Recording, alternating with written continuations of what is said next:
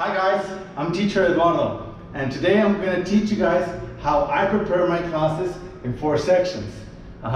Today the topic I chose is possessive adjectives. Now, usually the book that you use in possessive adjectives, for example, maybe you could be using Cambridge, others can be using Oxford, others can be using AMCO, others can be using the different kinds of books that are out there for English classes. All the books that are used out there come with a topic. They'll say possessive adjectives with family members, with famous people. I'm going to use famous people today, or celebrities, so you guys can see how I prepare my class.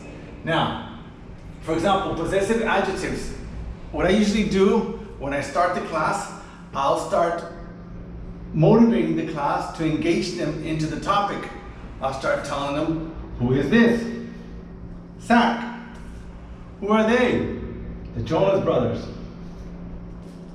Who is she? Avril. Where is she from? Is she hot? Is he good looking? What's the recent song? And so forth. I started asking students these kinds of questions, so to get them engaged. Everyone, these topics normally are very common in social life, right? So exactly from there, after I get that information, I'll put it up on the board. Or in this case, if you guys are using classes, virtual classes, I'll use these images and I'll ask the students through Zoom or whatever platform you're using to give your classes. And I'll write exactly that vocabulary that they wrote. They said, singer, actor,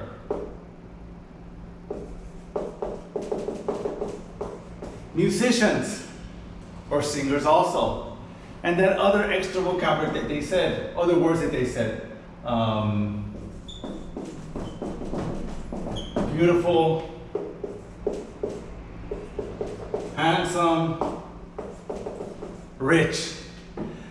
And from there, what I want to do is I want to get words out there and images out there. So they can, missed the spot there. Just to help them be able to make that sentence. I try to use images with words. I always give my classes in English, so I can start helping the students get accustomed to the language. So I put as much as vocabulary I can, easy vocabulary. That way these beginners can feel comfortable and not feel stressed out that the class is too hard. So from there, I'll leave those words there, and I'll start making the sentences. For example, Zach is an actor. When you're using possessive pronouns, I usually use the pronouns and the possessives. And in your book, you will have various examples where the class will challenge the students or drill the students to identify when to use a possessive and when to use a pronoun. And it's giving you all kinds of examples. So here, what I need to do is I need to make sure that they remember how to use he.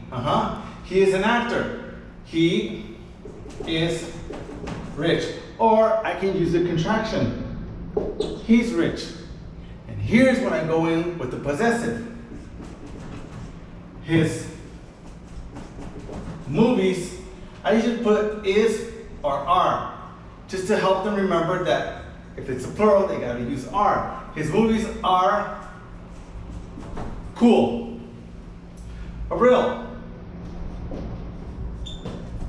Avril is a singer. She's hot or beautiful. Her voice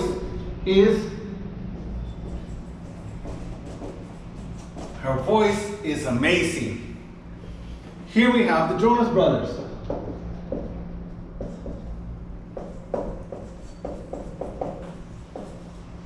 the Jonas Brothers are famous. And here, since it's plural, I'll go with they. They are handsome. Another space. Then I go to the possessive. Their music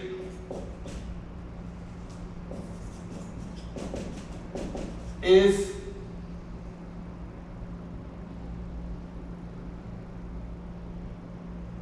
great. I'm sorry, it looks kind of crunchy, but I just want you guys to check the 4 sections. Obviously, I wouldn't have this. I would probably erase this, and then I'll make the space a little bit wider. Exactly here, I would help the students identify pronouns and possessive pronouns. I, my, you, your, he, his, she, her, it, its, we, our, they, their. Right after that, we usually dominate or know how to use this one. Here exactly, which I think they're going to have more problems, is the possessive area. I know that in grammar dictionaries or the right word will be a subject and so forth, but remember, I'm focusing more on the students understanding their understanding. I wouldn't put here a word or a phrase that a teacher would understand, because my focus right now is students. So I would put here an object or a person or a place. Just so students know that it's a possessive. My music, your house, his voice, and so forth. And obviously here, I would have them focus, since it's the object, if it's a singular or plural, to use is or are. Exactly after this part, I would go to the book. Now, in the book, we have the student's book, and we have the workbook. All the books usually have student's book and workbook. I would go directly to the grammar.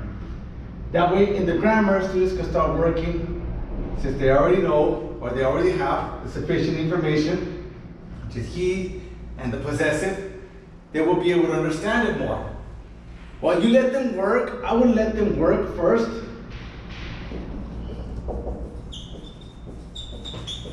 I would let them work directly in their book. That way they can kind of understand it on their own. I wouldn't be on them right away. I would stay in the corner and just let them work. From there, after 2 or 3 minutes, I would go near them and I would start checking their work to see how they're doing. This is usually called a control practice, because you're still in control. If I see any errors that they're making, I will circle the errors.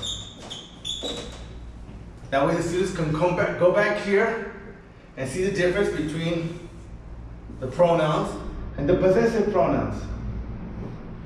And if I continue seeing the errors, I would do 2 questions. I would see they'll probably make a mistake. For example, she book or she hair is nice. She hair is nice. She the person or her the object. Hair is a person, hair is an object, or hair is a person. Her is a person, her is an object. So from there, they would be like, okay, it's possessive. But I would do cue questions to help them understand if it's possessive or if it's a possessive or a pronoun. But I would not give them the answers. I would have them think about it. From there in the workbook, this would be a less controlled practice because supposedly in the student's book, you're there drilling them and going back to your formula, checking all those things, right? And from there you go to your workbook. In the workbook, I would let them work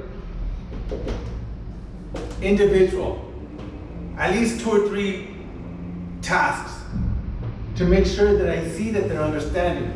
And then I would get them in groups.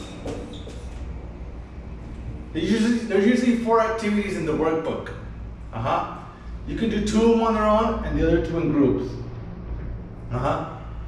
I think it's important to do workbook because all of our students, in this case, teenagers, kids, the objective is always that they do some kind of certification, and certification always involves grammar, not necessarily just speaking. So I think that it depends what your goal is. But for me, I do focus on making sure that they can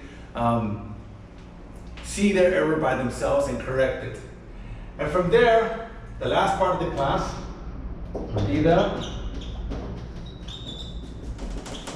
freer practice. Here in the freer practice would be books closed.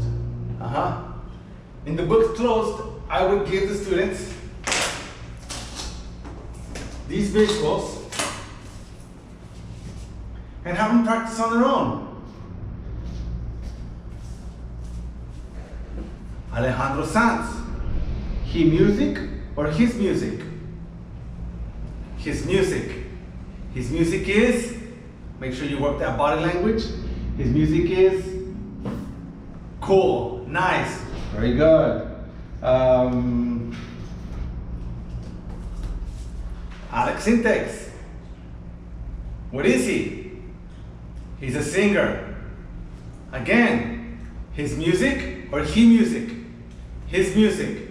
His music is famous. How about them too? Obviously here you would give the students the visuals and they then will start making up their sentences. Motivate your students to speak. Be patient. Cue them, saying words. Have them ask, avoid that Spanish in class. I would recommend where they can ask you, teacher, how do you say guapo? Teacher, how do you say musculoso? Strong, okay. Zach is strong, exactly.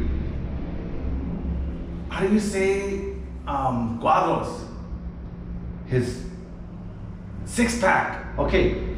He 6-pack or his 6-pack, and so forth.